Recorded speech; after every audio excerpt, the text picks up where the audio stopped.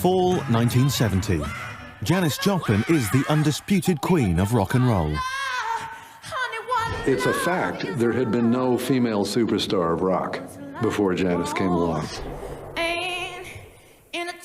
Her rule of thumb was, if it feels good, do it. Famed as rock's wild child, Janis also hides a self-destructive, darker side. She was a very troubled girl and a genius. She could be every bit as tender as she could be hard. The tenderness was real, but the hardness was real too. I think she was looking for some kind of relief to not have to be Janis. Soon, a blast of nearly pure heroin will end her short, dazzling career. This is the last 24 hours in the life of Janis Joplin.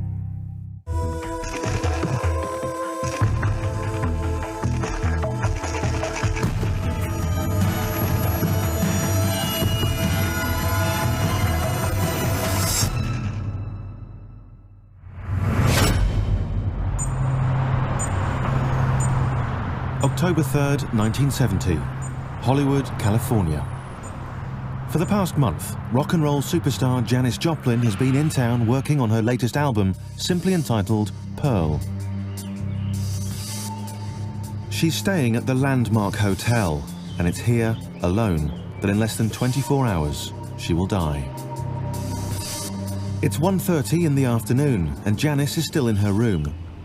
Her band is busy laying down tracks at the nearby recording studio, and she'll not be needed there until much later. With time on her hands, she makes a call to City Hall in San Francisco, hoping to get some information about a marriage license. Janis has recently become engaged to Seth Morgan, a man she's only known for a few months. Some of her friends are skeptical about her new relationship, but not her road manager, John Cook. The way Janis talked about her relationship with Seth Morgan was very positive. She was describing it in terms of being different from her previous relationships.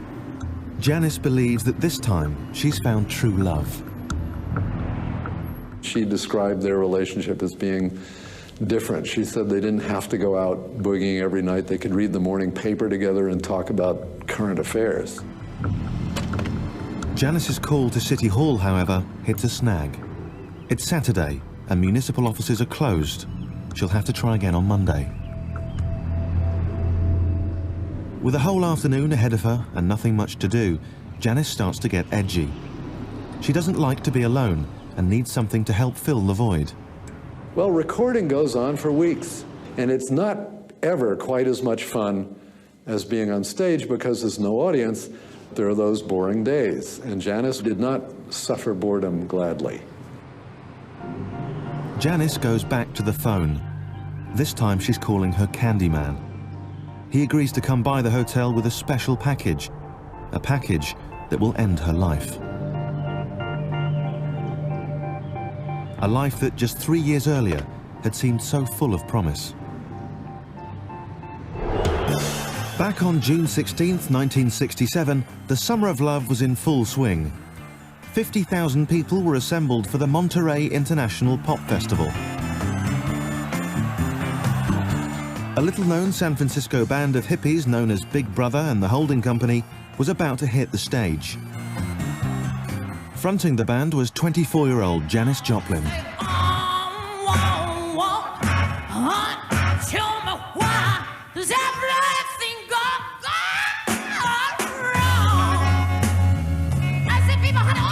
People just hadn't heard a white girl sing the blues this way. If you hadn't heard Janis before and she came out and started singing, you were just blown away. Everybody in the band, not just Janis, but Peter had it, Sam had it, James had it, I had it.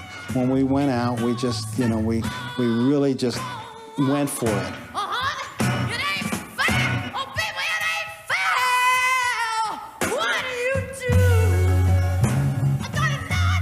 If you had done a whip reverse with some of those movie cameras and shot the audience, you would have seen a lot of people like this. And I want someone that can tell me, come on, tell me why, tell me why. Oh, people, tell me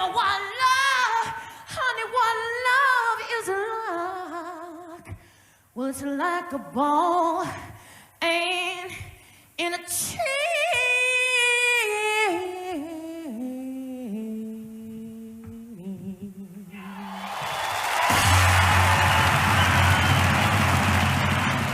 At Monterey, Janis became an overnight sensation.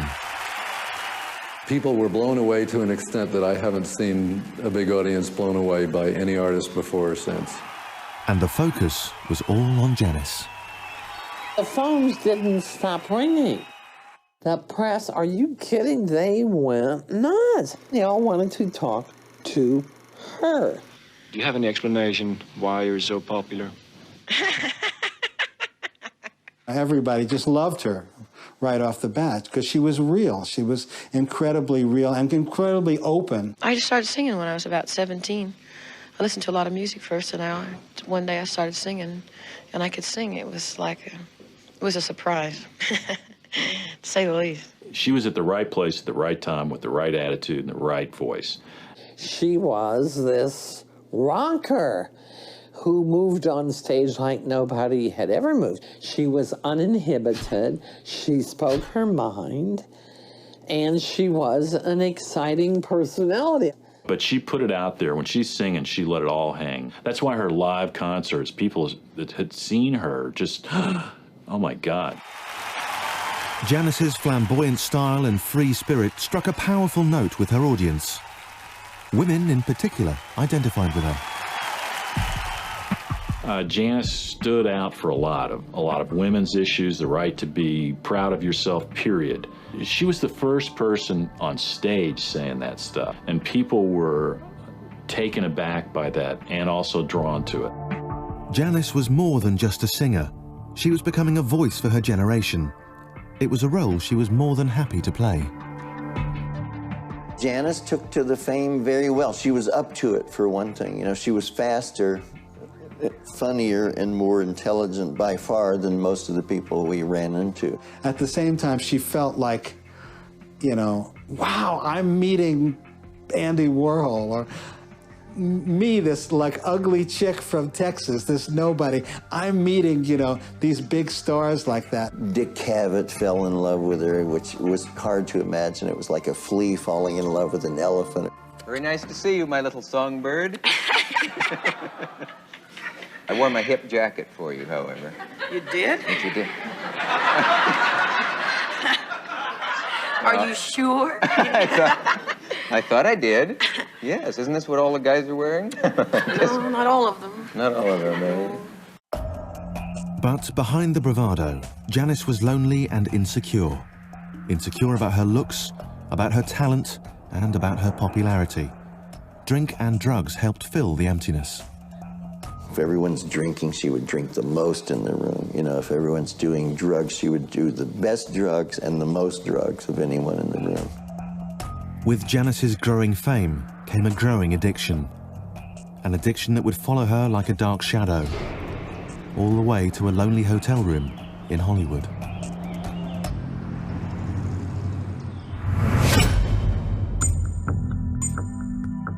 October 3rd, 1970.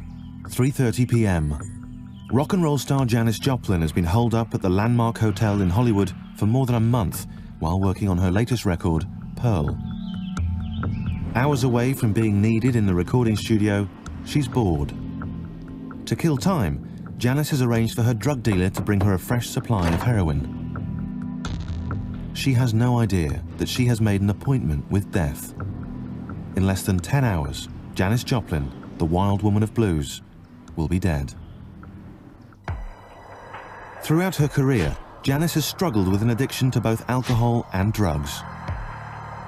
To the band, she always presented this very up, very happy, very ready to rock, very ready to play, ready to do the job, make the music. That was the side of her we saw. We didn't really see the other side. And until arriving in LA, neither had Janis. Since April, she's steered clear of heroin. She had been clean for 6 months and proud of it. And she had done it herself because you have to do it for yourself. She decided to get her life back on the rails again. And she made a serious effort to stop. But in her hotel room, Janis Joplin takes 2 steps back. In my experience of the addictive personality, there's always a level of self-confidence that is a step beyond where it should be. So because she had cleaned herself up, well, then she could safely dabble. It's not the first time that Janis has dealt with this particular dealer. She uses him because he's reliable, always testing his product. But today, he gets sloppy. Neither the dealer nor Janis is aware that the heroin is uncut and is possibly as much as 50% pure. For even the most hardcore junkie, that level of purity is risky. But for Janis, who has just started using again, it will turn out to be lethal. Instead of getting high right away, Janis decides to call her fiancé, Seth. She has big plans for her and Seth. Lately, they've been talking about her quitting the business and having some kids. She wanted to be more than a rock singer. She wanted to have a family. She wanted to have children. She wanted to get married. You know, she wanted all the things that everybody wants. Family is important to Janis. It always has been. Janis Lynn Joplin was born on January 19th, 1943, in the respectable, conservative, oil-refining town of Port Arthur, Texas. An unlikely birthplace for a woman who would one day be known as the Wild Woman of Blues. When we were growing up, and this is in the 40s and 50s, it was quite idyllic, really, you know, manicured lawns and Little League baseball and sort of a normal middle-class looking type town. By all accounts, Janis's early childhood was normal and happy and uneventful. But in her teens, all that changed. Her mother wanted Janis to be what every mother there wanted their daughter to be, and that was popular and have a date for the prom and dress nice and wear her hair right. And it became pretty clear pretty early in high school that Janis wasn't going to follow that road. Plagued with severe acne and an underdeveloped body, the teenager began being shunned by her peers. For Janis, used to being popular, it was devastating. I think Janis probably had a lot of personal problems, self-doubts, and as far as her own looks were concerned. Janis dealt with her rejection by rebelling. She dressed in black, swore like a sailor, and thumbed her nose at what she came to see as Port Arthur's hypocritical small-town values. And the more she rebelled, the more her peers bullied and isolated her. But Janis did find refuge in the company of a small group of other young outsiders. One of those was Jim Langdon. We all rebelled against the status quo, against the establishment, against the rules and regulations and attitudes that prevailed at that time. Part of their rebellion involved illicit trips across the state line into Louisiana, where they searched for adventure and found the forbidden fruit, black music. And we spent from midnight until dawn just going, prowling in and out of the clubs, the quarters, hearing blues players, jazz players, you know, just digging the music and drinking. She really got turned on to especially the blues people, you know. It was just a whole scene that was just magical, you know, really exciting. Janis loved it. You know, we all enjoyed it, but she really loved it. And so I think that was sort of a beginning as far as the kind of life that she was going to pursue. After one such trip to New Orleans, Janis and her friends crashed their car and were apprehended by the police. It was things like that that solidified Janis's reputation as a bad girl, as a really bad girl. She was vilified greatly for this, you know. She was different, and being different was enough to get you a lot of grief. She had chosen to fight back by being even more outrageous and more aggressive, and that just made matters worse. And now, in the fall of 1970, deep down Janis is still searching for acceptance and love. Lonely and bored in her hotel bedroom, she again calls her fiancé, Seth Morgan. They've been living together for a couple of months now, but since she's been in LA recording, they've barely seen each other. Janis's friends are suspicious about the latest man in her life. Yeah, the engagement stuff I never believed was really going to happen. That was strange. This guy Seth, I don't know. Don't know about him. Janis and Seth begin to argue. He's supposed to fly to LA and meet her. They were planning an evening together, but not for the first time. Seth cancels at the last minute. She would be with second-rate people if they would love her. You know, that was the admission. Janis slept with both men and women. Always open and unashamed about her sexual preferences, it was a far cry from her straight-laced Bible Belt origins. In 1962, the 19-year-old left her family and hometown behind and headed to Austin to attend art school at the University of Texas. There she found a like-minded counterculture community of artists, activists, and most importantly, musicians. Musicians like Powell St. John. One evening, we were all sitting around my apartment, and Janis was there with a couple of guitarists, and one of the guys was a big Leadbelly fan. And Janis started going through all these Leadbelly tunes that I'd never heard in my life. Oh yeah, that was Green Corn, Green Corn. And she's singing this stuff. And I was just sitting there, wow, where did she learn all this?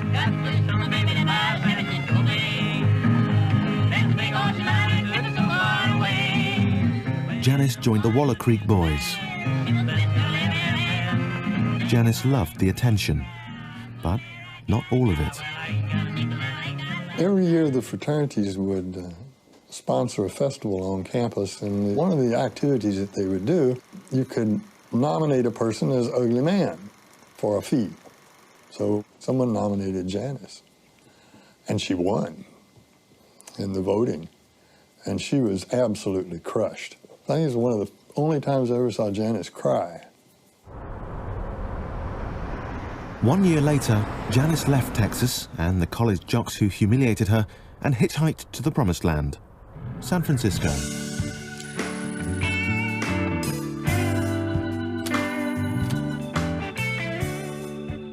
There, she quickly established herself on the local music scene, finding gigs in coffee houses and bars. But something else was also waiting there, a plentiful supply of drugs. In 1965, only 2 years after arriving on the San Francisco scene, Janis returned to Port Arthur, a speed freak. She came back probably weighing, 87 pounds or 90 pounds or something like that, and needle tracks up and down her arms, and was a total basket case. She probably realized when, that she had damn near killed herself.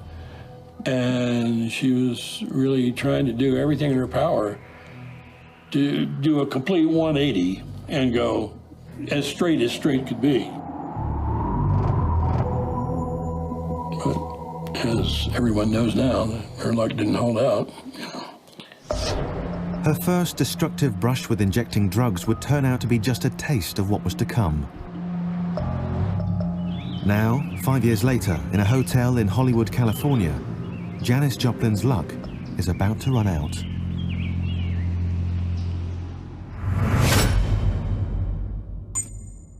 October 3rd, 1970, 5:30 p.m.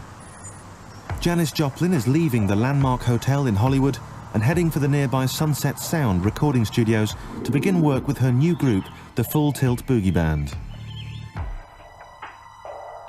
What she doesn't realize is that she's heading for the last recording session of her life.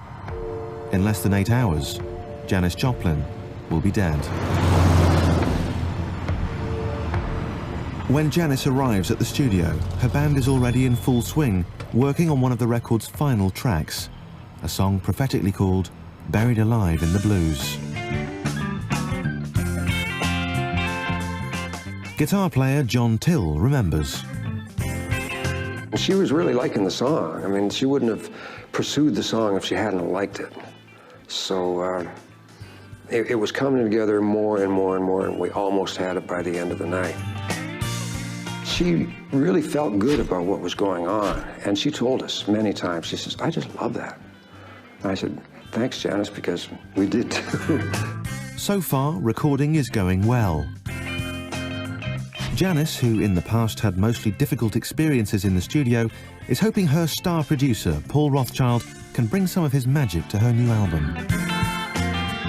Paul was an incredible producer because he could bring it all together. And he felt that Janis had not been captured. And by golly, he was going to do it. Paul Rothchild tells Janis he feels the new album is going to be a huge hit, bigger than anything she's ever done before. Professionally, Janis feels she's back in the saddle. Although her rise to fame has been spectacular, it hasn't been an easy ride. In 1966, back again in San Francisco, Janis warmly embraced the hippie culture of Haight-Ashbury. There she met the band that would first take her to the top, Big Brother and the Holding Company. Peter and I were singing, and neither one of us is really a lead vocalist.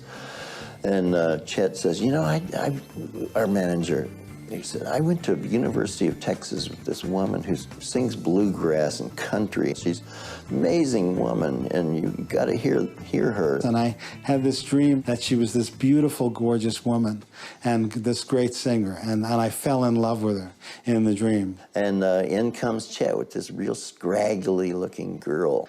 And she was kind of tough. She was kind of scrappy. It would be like if you went out and got a cat out in the alley and, you know, dragged the cat in. She's kind of like, she has her claws out, you know.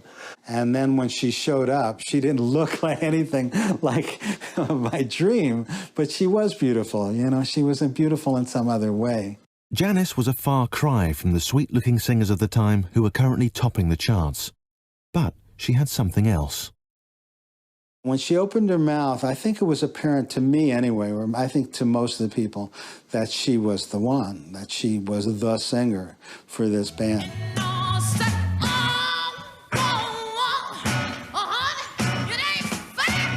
Janis and Big Brother seemed an ideal match. The band's improvisational jamming perfectly blended with Janis's powerful bluesy vocals. Soon, Big Brother and the Holding Company won the hearts and minds of the San Francisco crowds. My parents had no clue what Janis was doing. You know, the entertainment aspect of it was something my mother was clear about and knew that that could be good. The whole San Francisco scene was a new concept that nobody had really considered before. The hippie thing, the whole bit. Janis coming from the beatnik thing, they were pretty concerned. After she'd come back from San Francisco, pretty strung out and gotten clean and moved back to San Francisco, one of the first letters she wrote back from New San Francisco, with a great deal of trepidation, I bring the news, I'm in San Francisco. When she first came back to San Francisco and joined Big Brother, she had a real aversion to drugs. The first time she was back and she saw someone shooting up, you know, it frightened her so badly that she became hysterical, you know, and she started crying and ran out of the room, and it was very intense for her, you know, because she just didn't want to go back there again. It's like when someone has an addiction, let's say, to something, they don't even want to see it in the room. And then so time went on, and probably about the time we moved into Lagunitas, California, she started injecting drugs again. For a while, I think she had it under control. Same thing with the drinking. She had it under control, like anybody who has that addiction, I would say, you know, has it seemingly under control for periods of time. And they think sometimes they're doing their best work, and they're, you know, and they can't deal without it, or that the drug is actually what's helping them to even do their best work. So I think she felt that way about it to a certain extent. For Janis, her return to San Francisco meant a return to a dangerous lifestyle, but it also meant increasing fame with her new band. Equally important to Janis, the band became her new family. Together they lived, played and partied. But after her stunning performance at Monterey, Janis's surrogate family began to slowly turn dysfunctional, something drummer David Getz will never forget. From Monterey on was really the beginning where it really separated Janis from the band. It made her a star. It made her a diva, an icon.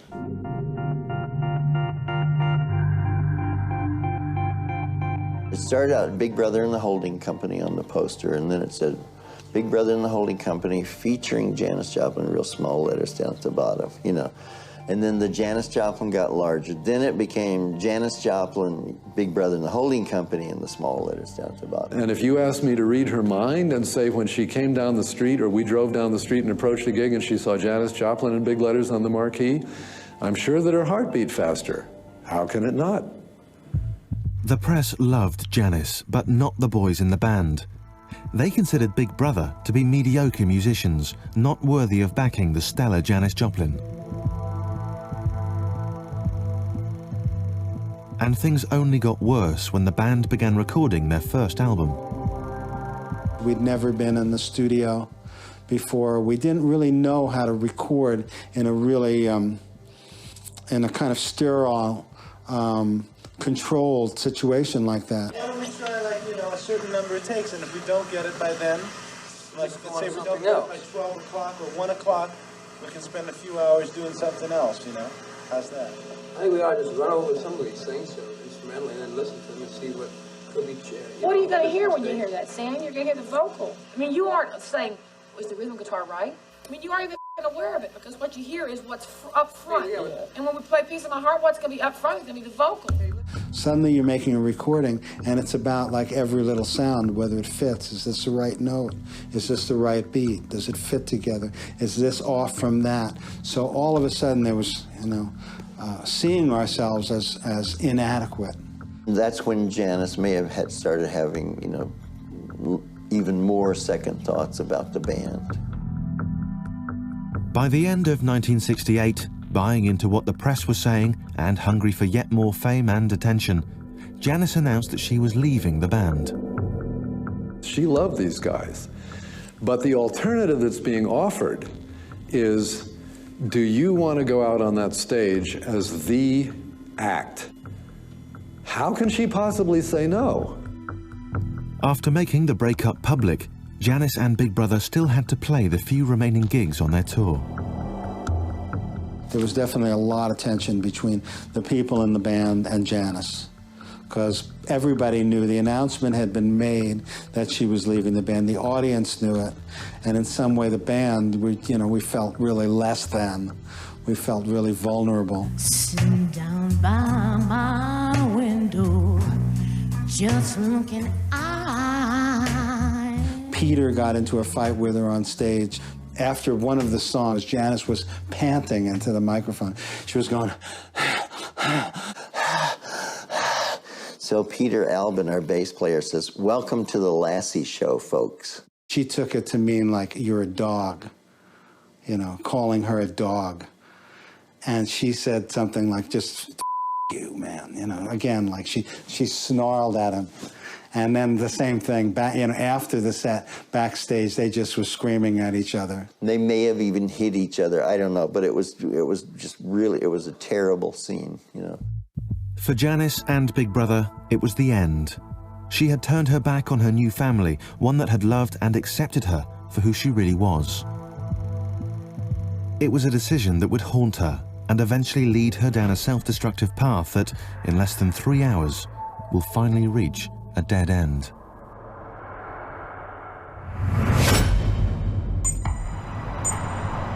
October 3rd, 1970. Sunset Sound Recording Studios in Hollywood, California. Janis Joplin is busy working on a track for her latest album, Pearl, with her new band.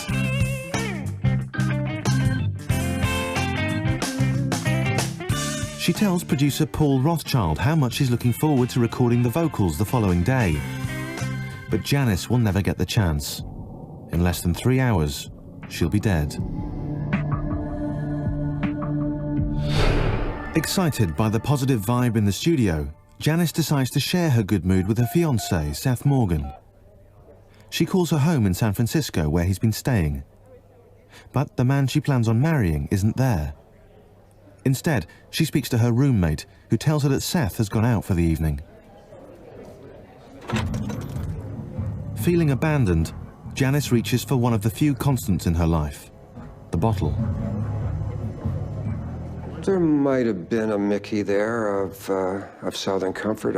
I don't know. I didn't spend too much time in the studio control room myself, but I might have heard some glasses tinkling. Medicating in times of crisis is something Janis has been doing most of her life. But it wasn't until 1969, soon after leaving Big Brother and the holding company, that her bad habits turned into life-threatening addictions.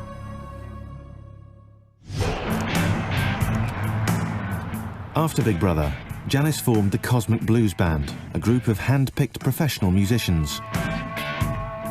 But almost from the start, things did not go as planned.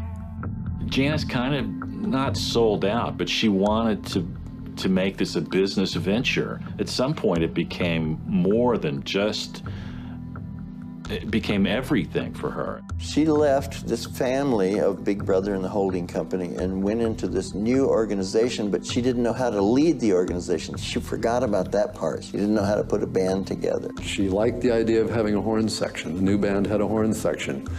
She really wanted to try to emulate that whole thing, so it was a real departure. And for the people who had accepted her as part of as the great vocalist with an acid rock band from San Francisco, this was a big change. And it took a long time to win people over. Going from Big Brother and the holding company into Cosmic Blues was another cold bath, because Big Brother was a family and we just thought we were going to stick together always. And so she left and I became an employee of hers. They're all looking to Janis as the band leader, and she didn't even know she was supposed to be that, let alone how to do it. She changed personnel constantly, so everyone's real insecure about their job. You know, I think we had 5 drummers or something. And, you know, changed horn players many times, had 2 or 3 keyboard players. So she's changing everything compulsively in the band so no one could relax. You know, we couldn't gel into it. Janis wrote a song called I Got Them Old Cosmic Blues Again Mama, and we named the band the Cosmic Blues Band from that song title. From the beginning there was a problem because the press and the audience had accepted Janis with Big Brother, especially strongly in San Francisco and the West Coast. There was a feeling that she had abandoned Big Brother and had used them as a stepping stone, and there was a lot of hostility, and it was very difficult to overcome. Furthermore, the new soul sound of her band did not go over well with her audience, or the critics. The minute she left Big Brother, they said she should go back to Big Brother if they'll have her, you know. And she just cried and cried about that, almost like all night. Accustomed to being the darling of the media, Janis is crushed by the bad press. She was devastated. You see, you'd gotten all this adulation. She was ambitious. Janis wanted to be a big star. Things that were said in the press, you know, just devastate her, where they wouldn't bother, you know, say Jimi Hendrix or somebody. You know, she didn't have the reserves to do that. So when all of this comes out, she went back to her hotel room and dead up, I'm sorry to say. As well as numbing herself with heroin and booze, Janis played up even more to her reputation as the wild woman of rock, both on and off the stage. What was on stage was part of Janis. Lots of people thought that was all there was. And then you see her as the little girl who is easily hurt and sometimes cries easily and feels at the same time, a great sense of injustice if she was treated wrongly, badly by somebody, and could make me just feel terrible, because if I screamed at the gutsy Janis and then all of a sudden she turned into the little girl who was hurt, I just felt awful. There was this complex personality, and it was Janis, and the only part we really wanted to get rid of was the addict. She was addicted to speed first, and then, you know, then alcohol, and ultimately heroin and alcohol. I began to notice she was drinking more beforehand, and it was affecting her performances, and she was using heroin more. She always used to save these things for after the performance, because then it's like a reward. does it go from that to becoming something else, to where you just need it to feel okay? And if you don't have it, you feel just so bad, like you want to kill yourself. That's it. Janis, you have to take it easy, take it a little bit easy. And she's sitting on a bed, we're in a motel room, and she's going, I'm not going to die. My ancestors were pioneers. They came across the whole United States in a covered wagon. They were tough people, and I have their genes, and, you know, nothing's going to happen to me, she says. I said, don't say that. Janis's drug use began to spiral out of control.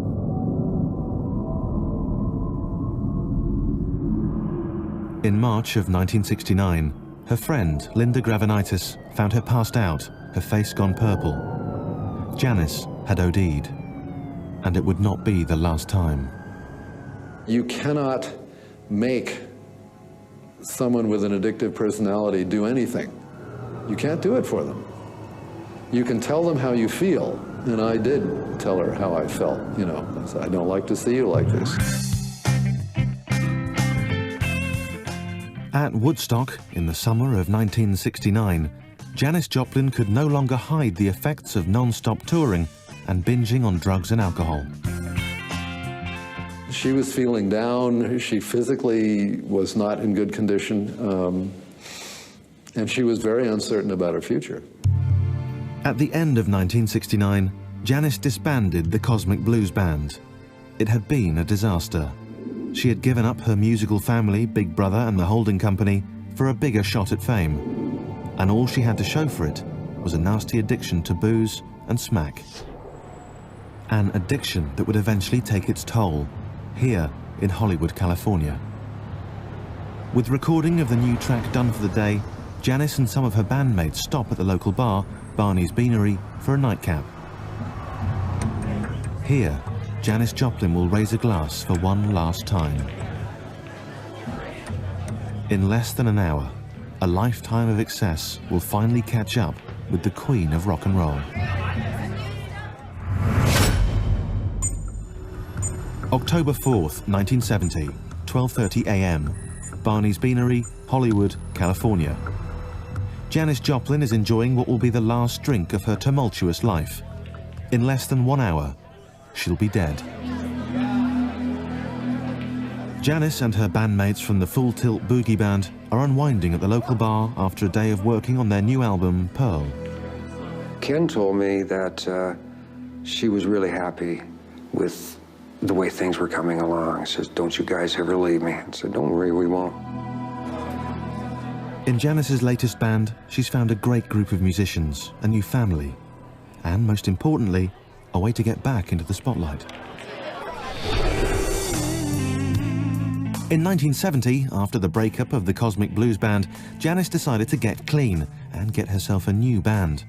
They called themselves the Full Tilt Boogie Band. What I saw in Janis the minute we went out on the road with Full Tilt Boogie was a changed woman, and in the way that I really didn't expect was that she had figured out how to be the band leader. And from before we even hit the road, they all came together as personalities. They were a band. It wasn't Janis and the Full Tilt Boogie Band. She was a member of the Full Tilt Boogie Band, and she liked it that way.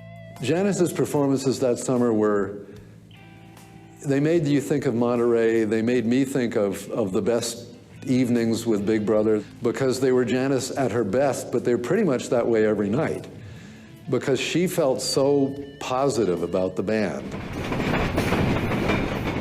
The most fun we had in the summer of 1970 was going up to Canada and being part of Festival Express. Festival Express was a tour across Canada by train involving the cream of Canadian and American rock and roll. Are we in Calgary already? Everybody said, It was like Woodstock on wheels.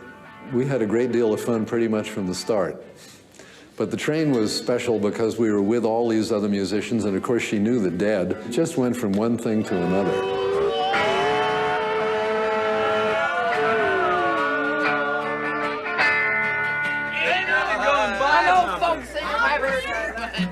All through the summer of 1970, Janis Joplin was back at the top of her game. Once again, she was the toast of the town. And in June, feeling confident that her demons were finally behind her, she made a surprising announcement to her favourite TV host, Dick Cavett. You ever get back to Port Arthur, Texas? No, but I'm going back in August, man. I guess what I'm doing. I don't know. I'm going to my now? 10th annual high school reunion.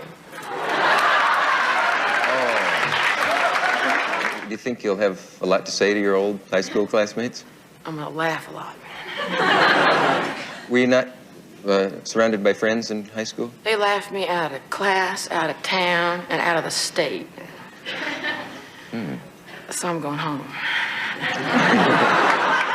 Oh, I thought it was hilarious. I loved it. I mean, that was Janis. You know, that was, the timing, everything was just perfect. She wanted to go home with all her finery and her reputation and her well-earned fame and strut for Port Arthur. Well, she wanted to rub their faces in it, I think. She was like, I'm going to go back and show those guys and really make them upset. Janis longed to be accepted by her hometown. Instead, she found herself again taking on the role of unwelcome outsider. Even her family gave her a chilly reception. Her brother Michael recalls. My parents treated her pretty cold, and they were pretty upset with the way she'd been talking about them and the town. So that was a real tense situation around the house. And some of the cold reception she'd received from her friends, it really put a change of perspective in her. It didn't really work out for her, you know, because I guess they still didn't accept her. News crews were around and all that kind of stuff. There's a great interview that she was doing at the reunion. They were asking her all these questions, and you can really see her start to retreat from that I want to rub it in your face stuff. And she became really vulnerable, like maybe this wasn't a great idea to come be a jerk. Chastened, Janis returned to the West Coast. In the early fall, she began working on her new album, Pearl. As usual, when visiting LA, she booked herself into the Landmark Hotel. In less than 30 minutes, her final stay here will be over. Returning from Barney's Beanery, Janis bids goodnight to her band and returns to her room alone. She reaches for the heroin she bought earlier that day and prepares to inject it.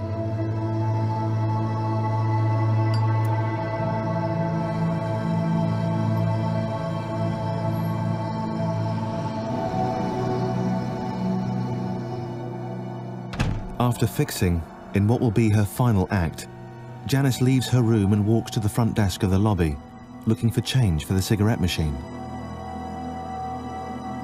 As she makes small talk with the night manager, the man has no idea that he will be the last person to see Janis Joplin alive. Janis buys a pack of Marlboro cigarettes, returns to room 105, and starts to undress. Suddenly, she pitches forward as a blast of nearly pure heroin shoots to her brain and knocks her to the ground.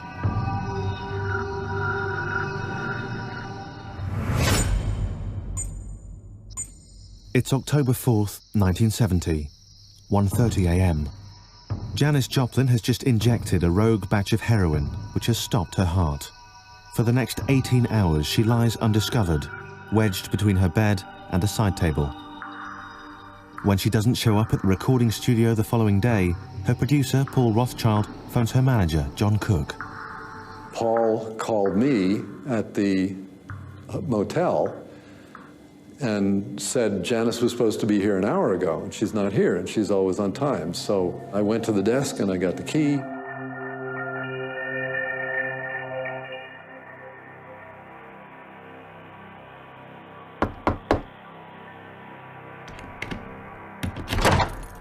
Went to the room, and there was Janis, except that Janis wasn't there. I put a finger on flesh, and the spirit was long gone, and there was no question. Janis was dead on the floor of her motel room. Her death is estimated at 1:30 a.m. on October 4th, 1970. Her autopsy confirms that she died of a massive drug overdose. Generally, heroin on the street is hugely diluted and less than 3% pure. When tested, it was found that what Janis had in her system was 40 to 50% pure. There was a story on the 10 o'clock news. Still gets me. Still gets me.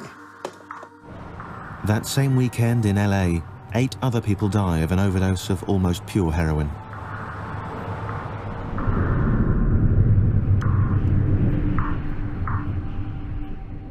Janis Joplin's album Pearl is released 4 months later and becomes her best-selling and most critically acclaimed record. It's just too dangerous to play around with that stuff. And most people I know that did aren't with us anymore because it can kill you in a snap. It was inevitable and really surprising, both at the same time. When she died of a heroin overdose, it was really hard because I didn't have a role model anymore.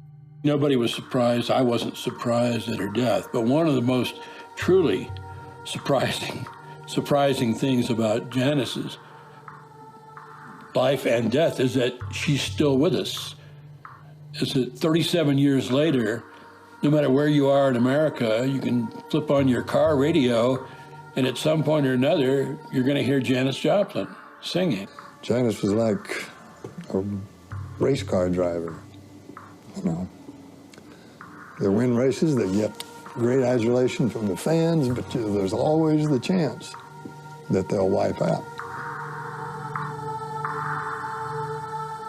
I had a dream where Janis was on stage, and it was the end of the set, the end of the encore, and that was maybe a month or so after she died, and I felt like it was Janis coming to say goodbye.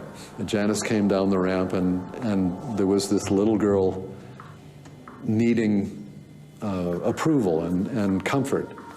And she said, "Was it okay? Was I okay?" And I said, "You were great."